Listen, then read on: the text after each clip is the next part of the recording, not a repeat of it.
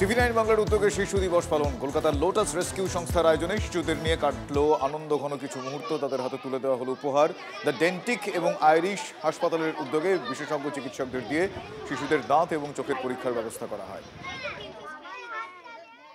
যারা পথশিশু তারা ভাবে পথে জন্মেছে বলে ওইখানে ওরা সারা জীবন থাকবে, মানে যা করে আর কি, হাত পেতে নেওয়া। কিন্তু আমাদের ইচ্ছা হচ্ছে যে তাদের অন্তত এডুকেশনটা যাতে আমরা প্রোভাইড করতে পারি।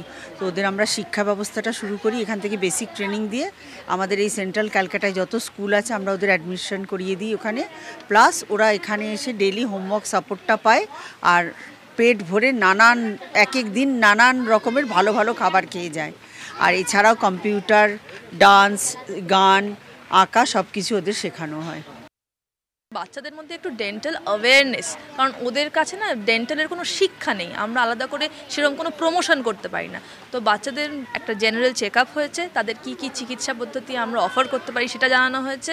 যেহেতু এরা দুস্থ, আমরা এদের জন্য কিছু ইজি সলিউশনস, যেমন বাড়িতে গরম জলে মুখ কুলকুচি করলেও যে দাঁতের সমস্যা, মাড়ির ফোলা থেকে অনেকটা রিলিফ পাওয়া যায়, সেগুলো ওদের মধ্যে আমরা একটু স্প্রেড করার চেষ্টা করেছি এই নলেজটা।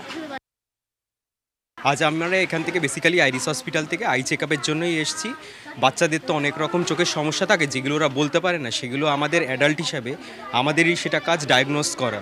এবং সবসময় চোখের একটা নিয়ম হচ্ছে আর্লি ডায়াগনোসিস করলে কিন্তু আপনারা অনেক রোগী ধরে সেটার কিন্তু প্রপার ট্রিটমেন্ট, মানে প্রপার রিকভারি হওয়ার চান্সেস থাকে। এবার সেইটা আমরা এখানে দেখলাম, বেশ অনেক বাচ্চারই সমস্যা আছে, পর্দাজনিত সমস্যা আছে বা ধরুন অ্যানাটমিক্যাল কিছু সমস্যা আছে, সেগুলো যদি ওরা আর্লি ট্রিটমেন্ট পায় সেগুলো কিন্তু কমপ্লিট রিকভারি হওয়ার একটা চান্সেস সবসময় থেকেই যায়।